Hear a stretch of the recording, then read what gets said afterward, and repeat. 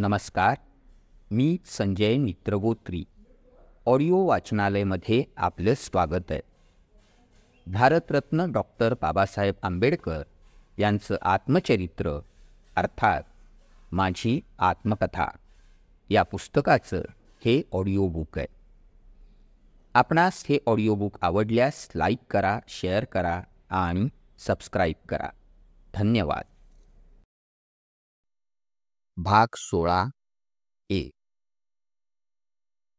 Round table conference भाग 1. पण माझ्या या सूचनेचा विचार करण्याची वेळच मुळी इतर प्रतिनिधींनी येऊ दिली नाही. पंजाबचा प्रश्न सोडवण्यासाठी लवाद नेमावा ही सरोजिनीबाईंची मूळ योजना जागच्या जागी विराम पावली. शिखांचे प्रतिनिधी आणि डॉक्टर मुंजे, पंडित मालवीय वगैरे हिंदू महासभेचे प्रतिनिधी यांनी मध्यस्थ मंडळींची सूचना मान्य केली. पण या मध्यस्थ मंडळाचे सभासद राऊंड टेबल कॉन्फरन्समधून निवडण्यात यावेत या सरोजिनीबाईंच्या आणि गांधीजींच्या योजनेला शिखांनी आणि हिंदूंनी हरकत घेतली. उलट लवाद मंडळाचे सभासद राऊंड टेबल कॉन्फरन्समधल्या सभासदांपैकीच असले पाहिजे, बाहेरचे आम्हाला नको असा मुसलमानांनी आग्रह धरला. शिखांना आणि मुंजे मालवीयांना अशी भीती पडली की जर राऊंड टेबल परिषदेतनं मध्यस्थांची निवड केली तर गांधी आणि सप्रू यांची नाकं पुढं येतील आणि मुसलमानही त्यांच्या मध्यस्थीला मान्यता देतील. गांधींचा आणि सप्रूंचा ओढा मुसलमानांकडे असल्यामुळं शिखांनी आणि हिंदूंनी ही योजना मान्य केली नाही.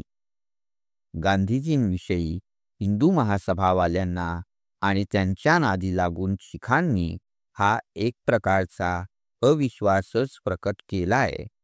या विचारानं गांधी भक्त आणि काँग्रेस मतवादी हिंदू प्रतिनिधी बरीच खळबळ उडाल्याचं समजतं. ते काही असो, पण 11 वाजता आम्ही जमलो आणि 12:30 वाजता निराश होऊन परत फिरलो ही गोष्ट मात्र निश्चित घडली. त्याचप्रमाणे जाता जाता आम्ही असं ठरवलं की शेवटी काहीच तडजोड न होता आपल्याला उद्या कमिटी पुढे जावं लागणार ही खरोखरच खेदाची आणि शरमेची गोष्ट आहे. पण वितुष्ट वाढलं असलं तरी आपल्या अयशस्वी प्रयत्नांची हकीकत सांगताना कमिटी पुढं आपण भाषण करू नये. पण हा आपसातला करार गांधीजींनीच आधी मोडला. दुसऱ्या दिवशी मिस्टर मॅकडोनाल्ड यांच्या अध्यक्षतेखाली भरलेल्या मायनॉरिटी सबकमिटी पुढं भाषण करताना इतरांना चीड येईल अशी अप्रासंगिक आणि अनावश्यक विधानं गांधीजींनी केली. गांधीजी म्हणाले की माझा प्रयत्न फसला आणि पुन्हा प्रयत्न करून पाहण्याची माझी इच्छा नाही. ते असं म्हणाले, जातीविशिष्ट प्रश्नांची तडजोड होणं न होणं हा काही महत्त्वाचा प्रश्न नाही. एवढंच बोलून ते थांबले असते तर काही हरकत नव्हती. पण ते आणखी पुढं म्हणाले की राऊंड टेबल कॉन्फरन्सला आलेले प्रतिनिधी हे सरकारने निवडलेले सरकारचे बगलबच्चे आहेत आणि म्हणून त्यांच्याशी तडजोड मला करता आली नाही. गांधीजींचं हे विधान इतकं खोडसाळपणाचं, इतरांचा बुद्धिपुरस्सर अपमान करणारं आणि संतापजनक होतं की याबद्दल त्यांचा खरपूस समाचार घेतल्याशिवाय मला गत्यंतरच उरलं नाही. सर शफी, सर पेट्रो वगैरे प्रतिनिधींनी जरा सौम्य शब्दात गांधीजींशी कानउघाडणी केली. पण माझी निर्भीड आणि प्रखर टीका त्यांना विशेष जाणवली. त्यांच्यावर मी जाहीरपणे अशी कठोर टीका केली नसती, पण गांधीजींची एकंदर वागणूकच इतकी संतापजनक होती की त्यावेळेला त्यांना तसं सडेतोड उत्तर दिल्याशिवाय माझ्याच्यानं राहावलं नाही. माझ्या त्या प्रसंगीच्या टीकेचा आणि भाषणाचा हिंदुस्थानात शक्य तितका विपर्यास करण्यात येईल हे मी जाणू नये. पण एरवी तरी माझ्या विरुद्ध करण्यात येणाऱ्या कोलाहलात माझ्या टीकाकारांनी न्याय अगर समतोल बुद्धी कधी दाखवलीये. गांधीजींचे सर मोहम्मद शफींचं आणि माझं भाषण ऐकल्यानंतर मिस्टर मॅकडोनल्ड देखील गांधीजींची सपाटून हजेरी घेतली आणि कमिटीचं काम तूर्त तहकूब ठेवल्याचं जाहीर केलं. यानंतर हिंदुस्थानच्या स्टेट सेक्रेटरी साहेबांनी मला भेटीला बोलावलं. त्यांनाही मी निक्षून सांगितलं की अस्पृश्यांना आवश्यक हक्क मिळाल्याशिवाय राज्यघटनेला अस्पृश्य समाजाची मान्यता आता मिळणार नाही. गांधीजींशी माझा विरोध असला तरी त्यांच्या प्रामाणिक आणि सरळ वृत्तीच्या लौकिकाविषयी माझ्या मनात आदर होता. पण मुसलमानांशी संगनमत करताना अस्पृश्यांच्या मागण्यांना विरोध करायला प्रवृत्त करण्याचा त्यांनी जो कावेबाजपणा केला तो त्यांच्यासारख्यांनाच नव्हे तर कुणाही भल्या माणसाला शोभण्यासारखा नव्हता. ही गोष्ट जेव्हा मला खात्रीलायकपणे समजली तेव्हा मात्र मला गांधीजींविषयी एक प्रकारचा अनादर वाटला आणि संताप आला. गांधीजींनी मला सरळ सरळ विरोध केला असता तर मला खेद अगर विषाद वाटला नसता. पण त्यांची क्षुद्रपणाची भेदनीती पाहून मला खरोखरच फार राग आला. मी त्यांच्या विरुद्ध केलेल्या टीकेला इतरांच्या टीकेपेक्षा तिखटपणा दिसतो त्याच्या मुळाशी गांधीजींच्या या क्षुद्र भेदनीतीच्या जाणीवेमुळं आलेला संताप आहे. लंडन टाइम्स वगैरे इंग्लिश पत्रात लेख लिहून गांधीजींच्या या क्षुद्र कारस्थानाचा मला स्फोट करावा लागला. हिंदुस्थानातल्या काही प्रमुख पत्रांकडेही या दंभस्फोटाची हकीकत मी पाठवली होती. सुदैवानं गांधीजींचं हे कारस्थान सिद्धीला गेलं नाही. मुसलमान प्रतिनिधींनी अस्पृश्यांच्या मागण्यांना विरोध करण्याचं साफ नाकारलं. याबद्दल मी आणि रा. ब. श्रीनिवास यांनी अस्पृश्य समाजाच्या वतीनं मुसलमान प्रतिनिधींचे जाहीरपणे आभार मानलेले आहेत. मी असं काही संगनमत अस्पृश्यांविरुद्ध मुसलमानांशी केले नाही असं गांधीजींनी इथं एका सभेत म्हटल्याचं प्रसिद्ध झालंय. पण मुसलमानांच्या मागण्या गांधीजींनी कबूल करण्यापूर्वी आधी मुसलमानांनी गांधीजींच्या कोणत्या अटी कबूल केल्या पाहिजेत याची जी यादी आता प्रसिद्ध झाली आहे त्यात ही अट प्रामुख्यानं आहे. एकीकडं मला आश्वासन द्यायचं की जर इतर अल्पसंख्याक समाजानं तुमच्या मागणीला विरोध केला नाही तर मी काँग्रेसच्या वतीनं काँग्रेस जरी विरुद्ध असली तरी तुमच्या मागण्यांचा विचार करीन आणि अशा वेळेला आम्हाला विरोध करण्याविषयी मुसलमानांना गळ घालायची याला जर कारस्थान म्हणायचं नाही तर आणखी काय म्हणायचं. अस्पृश्य समाजाविषयी गांधीजींनी प्रकट केलेल्या या अन्यायी आणि पक्षपाती कृतीबद्दल इथल्या त्यांच्या काही अनुयायांना देखील सखेल आश्चर्य वाटतंय. गांधीजींच्या या विसंगत वर्तनाचा मेळ कसा घालावा याचं त्या बापड्यांनाही कोडं पडलंय. खुद्द गांधीजीही आपल्या या वर्तनाचं समर्थन नाना प्रकारे करू पाहतायत. यावरून हिंदुस्थानातले अस्पृश्य समाजात किती खळबळ उडाली आहे याची मला चांगलीच कल्पना करता येते. माझ्या निषेधाच्याही काही तारा आल्या आहेत. पण ते या बाबतीत इतकं घसरले आहे की त्यांनी कितीही प्रयत्न केले तरी त्यांना त्यांचं आसन आता पूर्वीप्रमाणे स्थिरस्थावर करता येणं दुरापास्तय. माझ्याकडं हिंदुस्थानच्या निरनिराळ्या भागातनं अस्पृश्य समाजाकडून ज्या अनेक तारा गांधीजींविरोधी रोज येऊन राहिल्या आहेत पण तो निषेध राष्ट्रीय स्पृश्य हिंदूंनी अस्पृश्यांच्या वतीनं अगर त्यांच्याकडून बनवून पाठवलेला राष्ट्रीय निषेध आहे. म्हणजेच बोलून चालून राऊंड टेबल परिषदेचं तारू दुसऱ्याही खडकावर कुटू पाहतंय.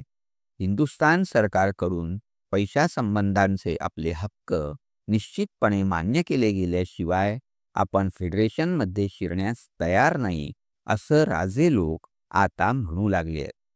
म्हणजे याचा अर्थ अनियंत्रित अगर अमर्याद काळापर्यंत फेडरेशन घटनेची तहकुबी होणं असा समजला पाहिजे.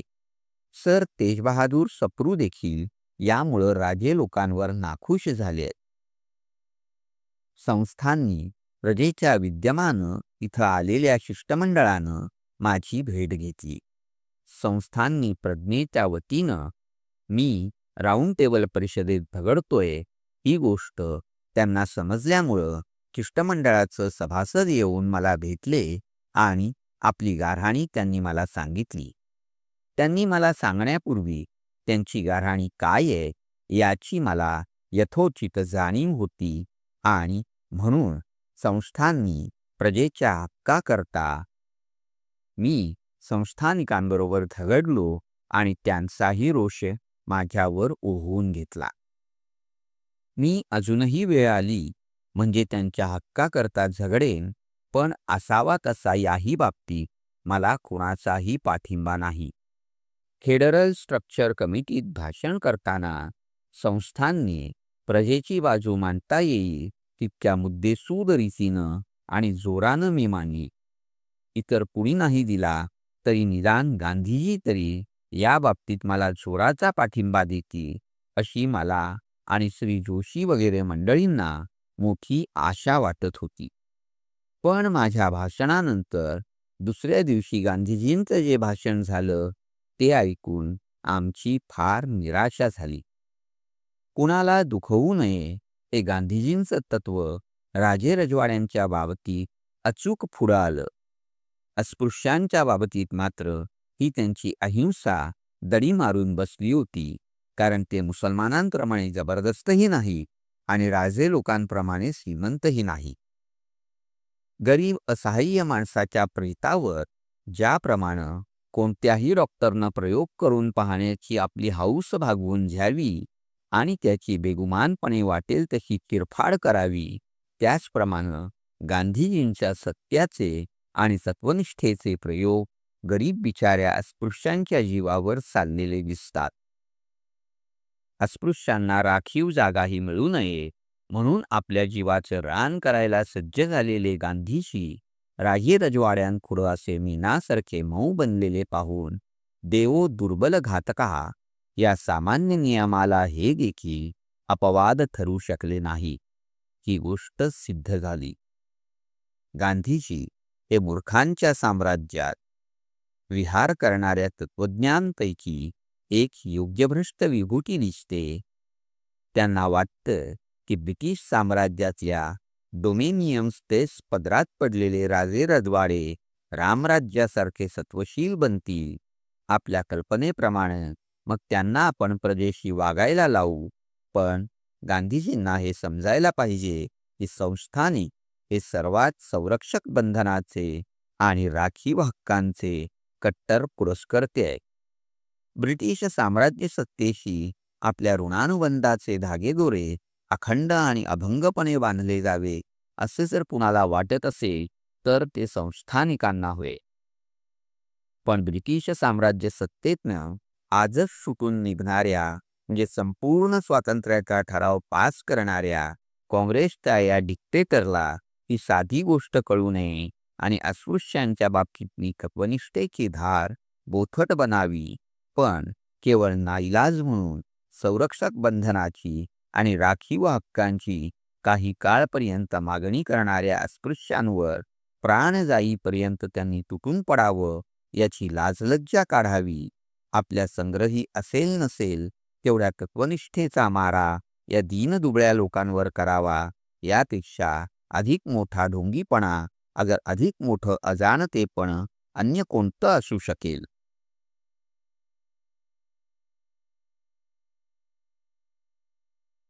गांधीजींचे अंधभक्त अगर त्यांचे अनुयायी म्हणून मिरवणारे हंगामी देशभक्त काहीही म्हणून गांधीजींची सत्वपरीक्षा या राऊंड टेबल परिषदेच्या निमित्तानं झाली आणि तिच्यात ते नापास झाले.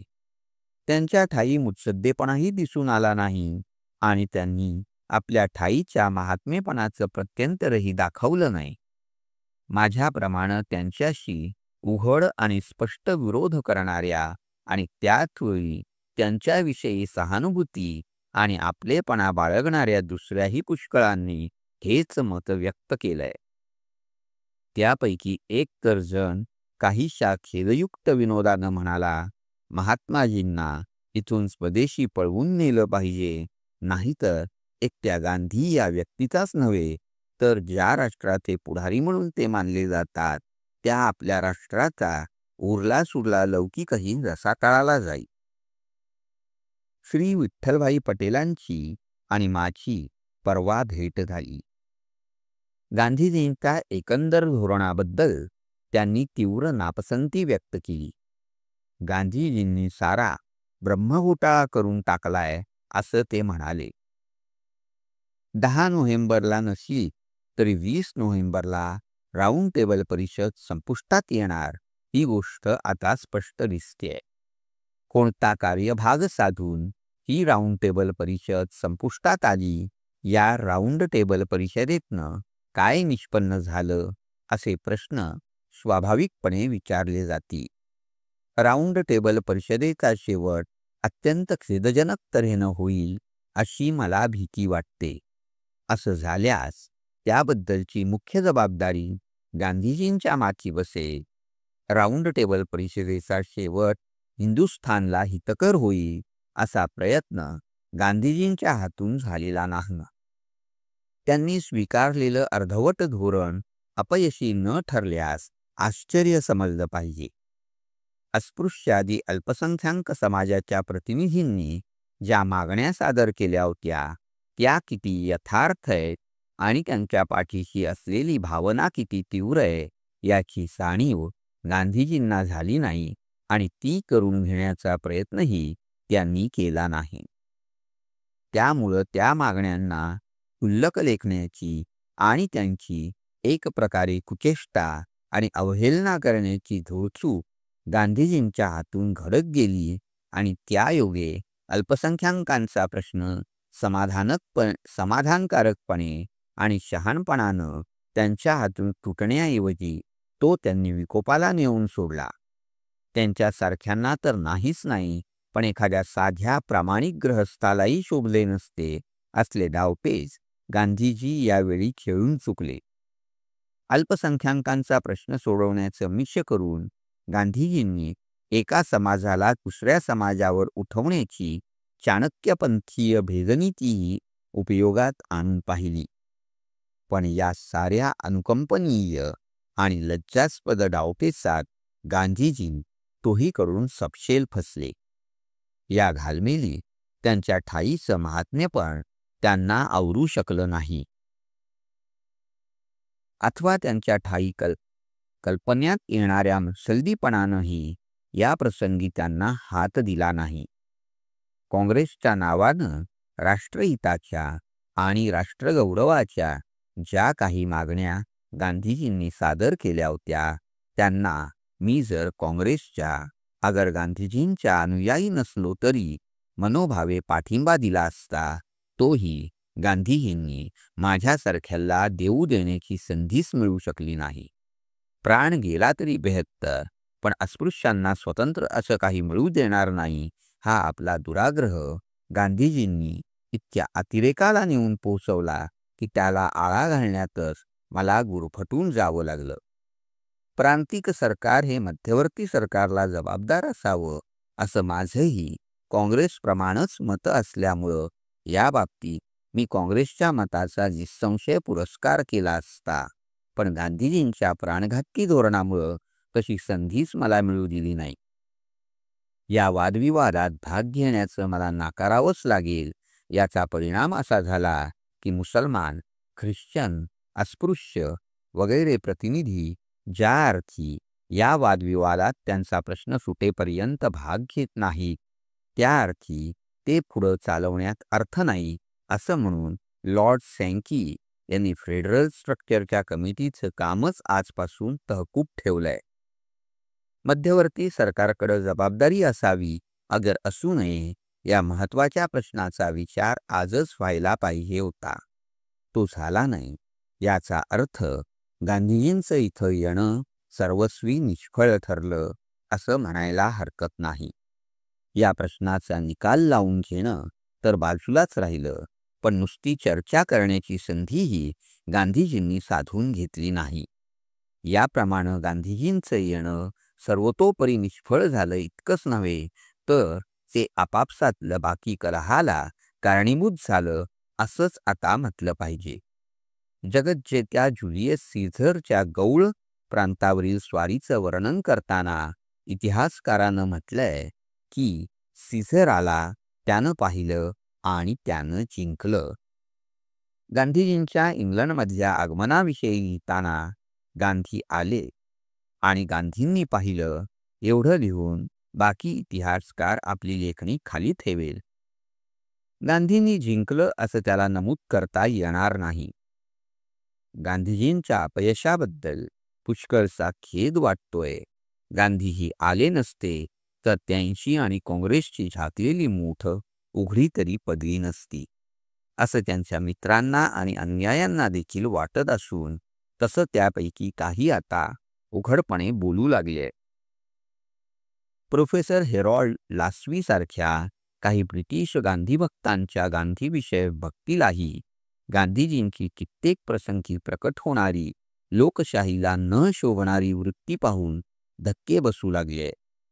राऊंड टेबल परिषदेचा जर बोजवारा उडाला तर त्याचा काय परिणाम होईल हा प्रश्न सर्वत्र विचारला जातोय. मलाही इथं हा प्रश्न पुष्कळांनी विचारलाय. माझ्या मते हा प्रश्न गांधीजींनीच विचारात घेतला पाहिजे. कायदेभंगाची चळवळ मी पुन्हा पुन्हा सुरू करीन असं गांधीजींनी म्हटल्याचं प्रसिद्ध झालंय, पण या खेपेला असं काही करण्यापूर्वी 2 गोष्टी गांधीजींनी विचारात घ्याव्या लागतील. पहिली गोष्ट, सध्याचं सरकार कॉन्झर्वेटिव्ह पक्षाचं आहे आणि गांधीजींनी असा काही उपक्रम केल्यास त्याला मुळातच आळा घालायला ते सज्ज आणि समर्थ आहे. असं काही केल्या हिंदुस्थानातल्या अल्पसंख्याक समाजाच्या या खेपेच्या धोरणाचाही विचार गांधींना करावा लागेल. गेल्या खेपेला काँग्रेसच्या कायदेभंगाच्या वगैरे कोणत्याच चळवळीला अल्पसंख्याक समाजानं विरोध केला नाही.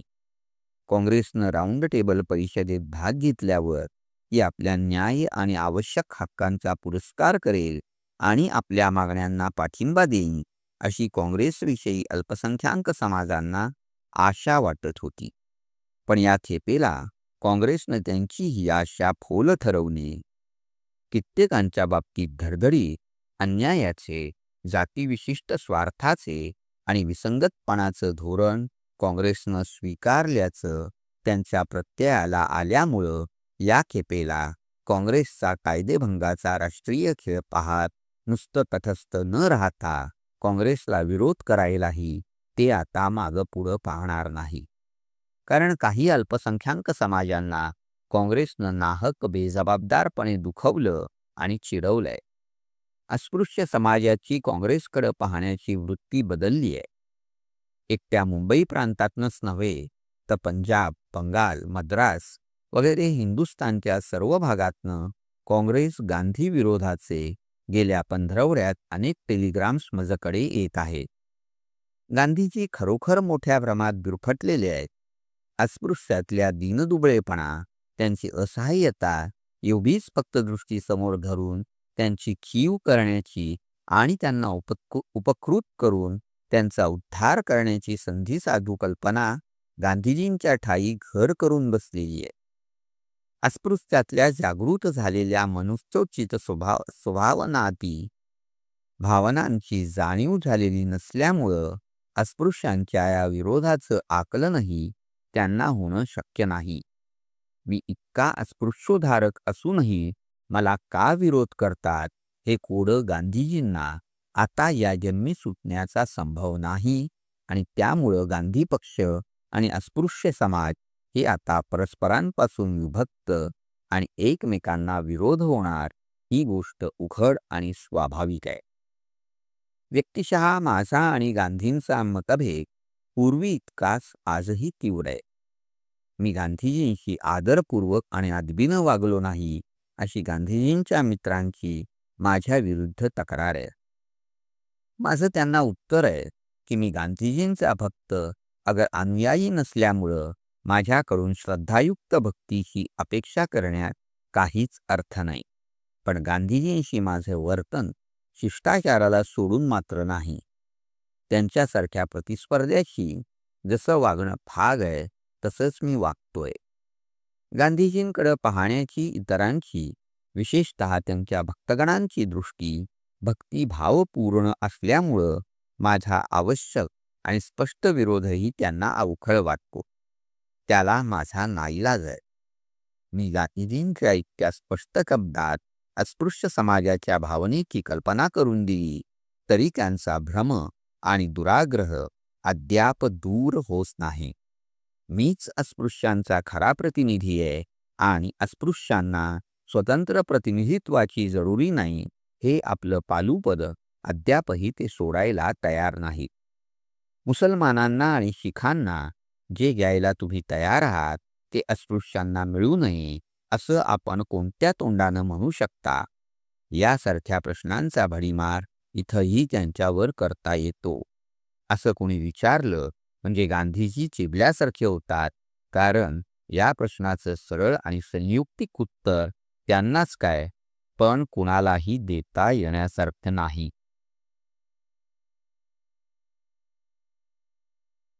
म्युरियल नावाचा एक फ्रेंच बाई मला भेटल्या. संस्कृत भाषेचा त्यांचा व्यासंग फार दांडगा आहे. गांधीजींची कीर्ती ऐकून त्यांच्याविषयी त्या बाईंना फार आदरभाव वाटतोय. त्या फ्रेंच बाई मला म्हणाल्या की आज सकाळीच मी गांधीजींना जाऊन भेटून आले आणि त्यांच्याजवळ त्यांनी अस्पृश्यांच्या बाबतीत जे हे विसंगतपणाचं धोरण स्वीकारलंय त्याचं कारण काय असं विचारलं तर गांधीजी म्हणाले की अस्पृश्यांना जर स्वतंत्र प्रतिनिधित्व दिलं तर ते अस्पृश्य राहतील, म्हणून मी त्यांना स्वतंत्र प्रतिनिधित्व अगर खास सवलती मिळू देण्याच्या विरुद्ध आहे. यावर बाई गांधीजींना म्हणाल्या, असं जर असतं तर खुद्द अस्पृश्यांच्या डॉक्टर आंबेडकरांनी प्रतिनिधींचीच ही गोष्ट स्वीकारली नसती. यावर गांधीजी काय उत्तर देणार? बाई म्हणाल्या की ते जरा चिडल्यासारखे दिसले आणि मी निघून जावं अशा प्रकारची अप्रत्यक्ष सूचना त्यांनी मला केली. परवा गांधीजींचं इन्स्टिट्यूट ऑफ इंटरनॅशनल अफेअर्स या संस्थेसमोर भाषण झालं. त्यातही अस्पृश्यांच्या बाबतीत त्यांनी स्वीकारलेल्या धोरणाचं समर्थन करण्याचा गांधीजींनी प्रयत्न करून पाहिला. याच संस्थेबरोबर माझेही 10 नोव्हेंबरला भाषण व्हायचंय.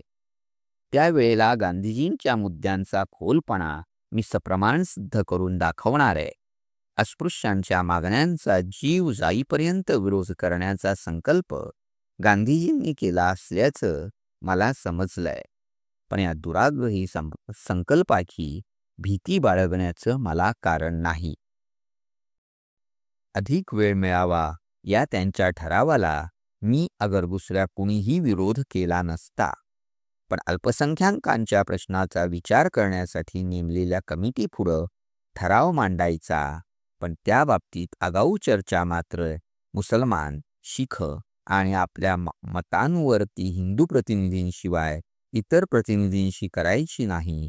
इतकंच नव्हे तर मला बोलावून माझी मागणी काय आहे याची माझ्याशी 3 तास चर्चा करून आपलं स्वतःचं मत कितपत बदललंय याचा मला सुगावाही लागू न देता हा असा तकवीचा ठराव आणायचा आणि त्याला माझ्यासारख्यानं हरकत घेतली अगर खुलासा विचारला म्हणजे डॉक्टर आंबेडकर विरोध करतो असा उलटा बोहाटा करण्याची संधी आपल्या अनुयायांना आणि भक्तगणांना घालायची.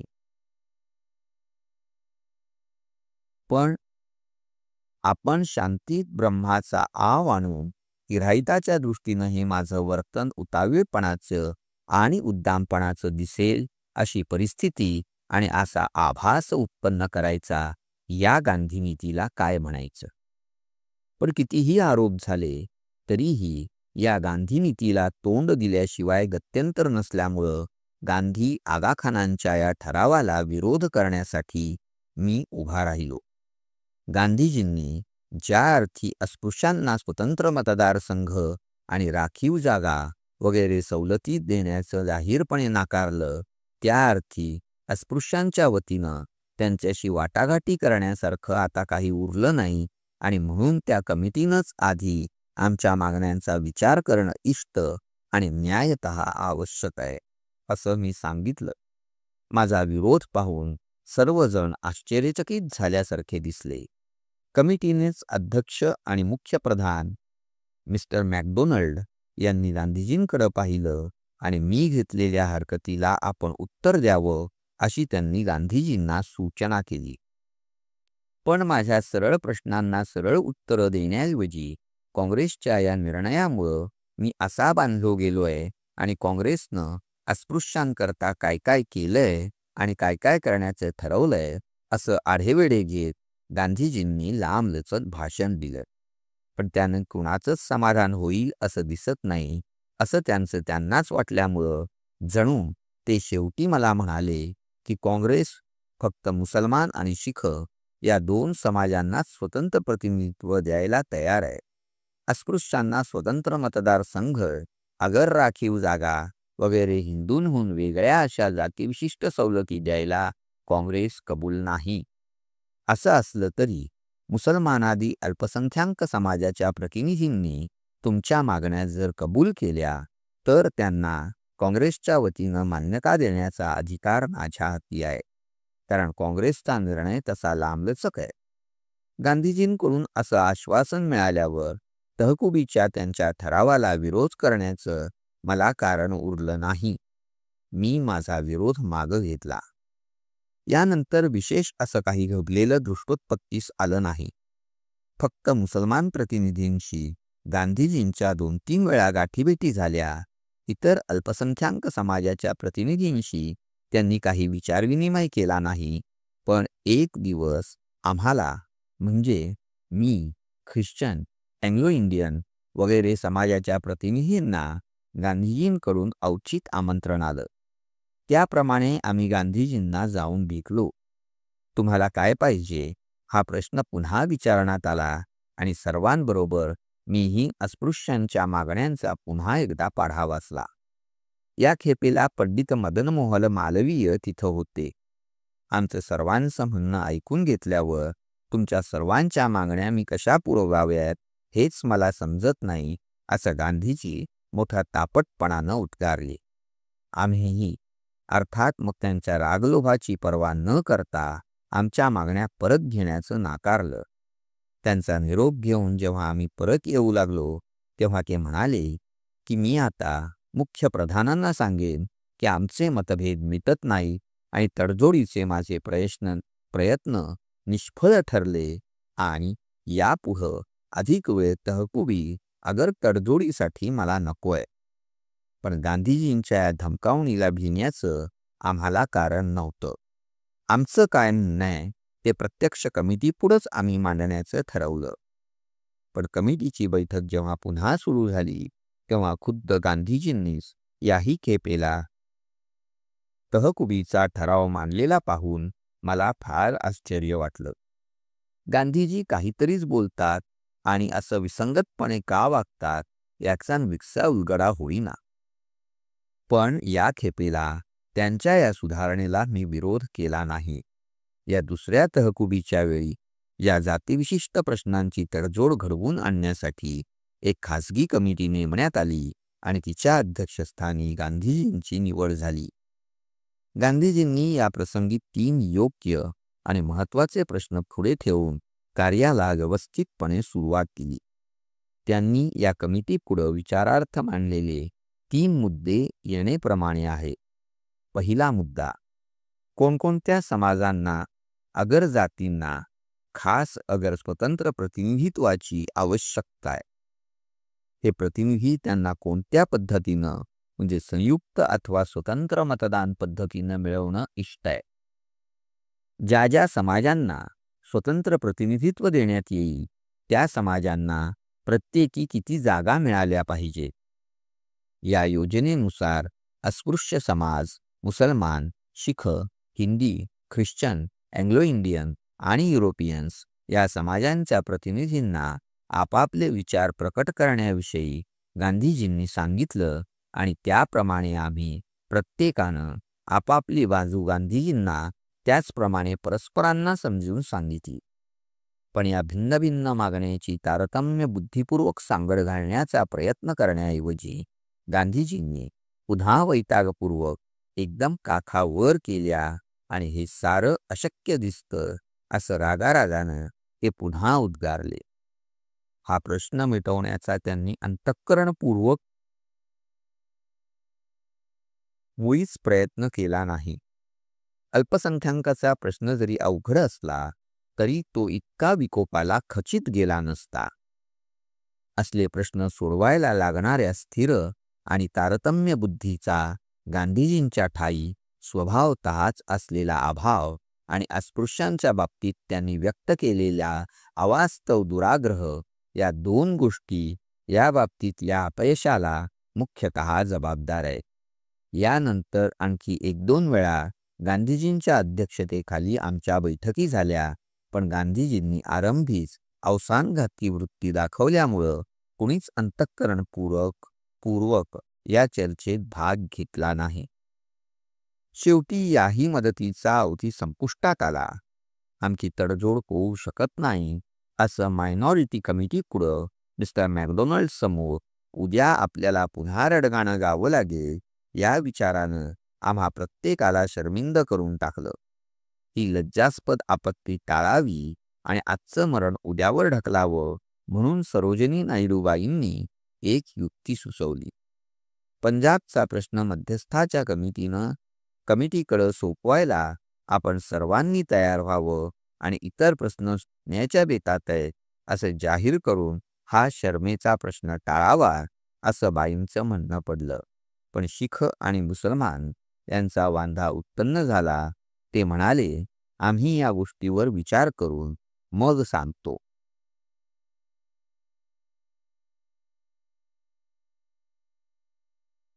की वाटाघाटी होईपर्यंत रात्रीचे 8 वाजले होते. म्हणून पुन्हा 11 वाजता म्हणजे 3 तासांनी सर्वांनी जमावं आणि मध्यंतरी मुसलमानांनी आणि शिखांनी पंजाबबद्दलच्या सरोजिनीबाईंच्या सूचनेचा विचार करून आपापला निर्णय जाहीर करावा असं ठरलं. त्याप्रमाणे रात्री 11 वाजता आम्ही एकत्र जमलो. पण याही प्रसंगी पंजाबच्या वतीनं मला एक सूचना पुढं आणावी लागली. ती जर मी प्रारंभी आणली असती तर आधी तुम्ही स्वस्थ का बसला असा उपदेश मला ऐकायला मिळाला असता. म्हणून मी आधीच सांगितलंय की जे मध्यस्थ अगर लवाद पंजाबचा निर्णय देण्यासाठी तुम्ही नेमाल त्या लवाद मंडळातल्या सभासदांना पंजाबमधल्या अस्पृश्यांचा प्रश्न लक्षात घेऊन मग हिंदू, मुसलमान आणि शीख यांच्या संबंधीचा निर्णय देण्यासंबंधी तुम्ही स्पष्ट सूचना देऊन ठेवाव्यात. नाहीतर लवाद मंडळाच्या निर्णयाला विरोध करायला आपण भाग पडाल